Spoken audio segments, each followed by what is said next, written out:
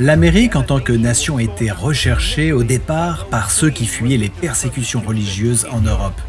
Pourtant, à leur arrivée dans le Nouveau Monde, de nombreuses personnes sombrèrent dans une léthargie religieuse à mesure que les pressions et les opportunités du Nouveau Monde envahissaient leur vie. Au XVIIIe et XIXe siècle, deux réveils se produisirent, connus sous le nom de Grand Réveil.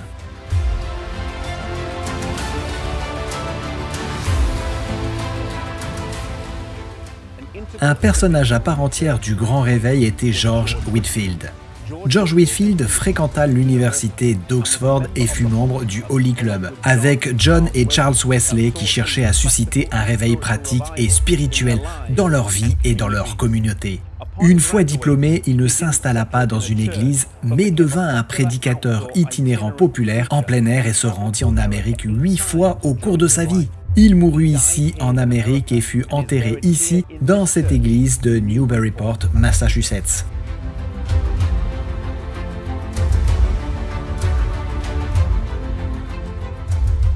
Dans les années 1740, il est probable qu'en dehors du roi d'Angleterre, George Whitefield fut l'anglais le plus connu en Amérique. Ses sermons captivants enthousiasmèrent un large public tout au long de la côte Est et conduisirent à un réveil parmi toutes les dénominations, en particulier les baptistes.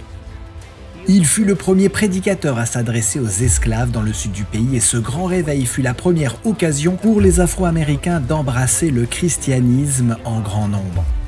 Ce premier grand réveil entraîna une multiplication des églises et un plus grand respect et une meilleure coopération entre toutes les confessions.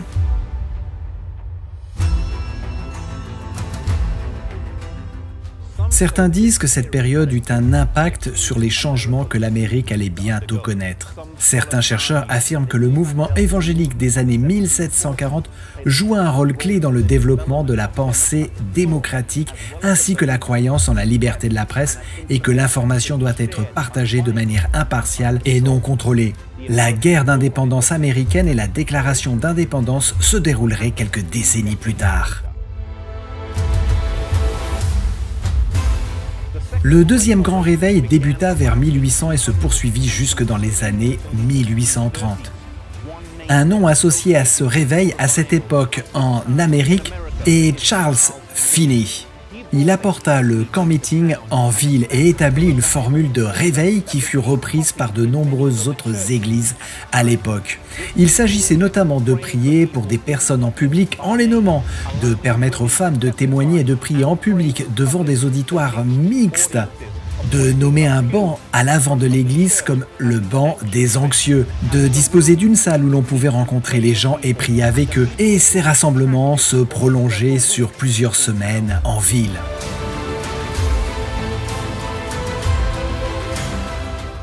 Dans les petites chapelles de la côte Est et dans les grandes villes, le réveil eut lieu.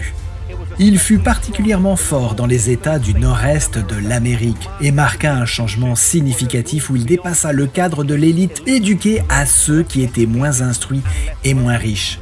Un sous-produit de ce renouveau fut les autres mouvements de réforme qu'il encouragea comme le mouvement de tempérance, l'abolition de l'esclavage et le droit des femmes.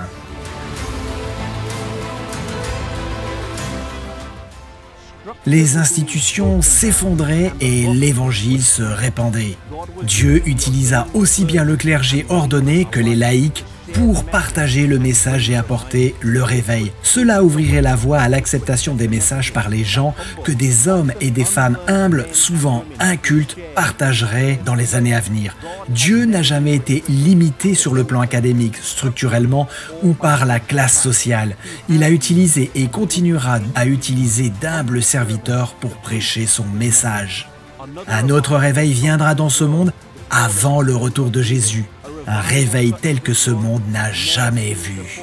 Et Dieu cherche des gens, hommes et femmes, jeunes et vieux, qui veulent bien se laisser utiliser par lui.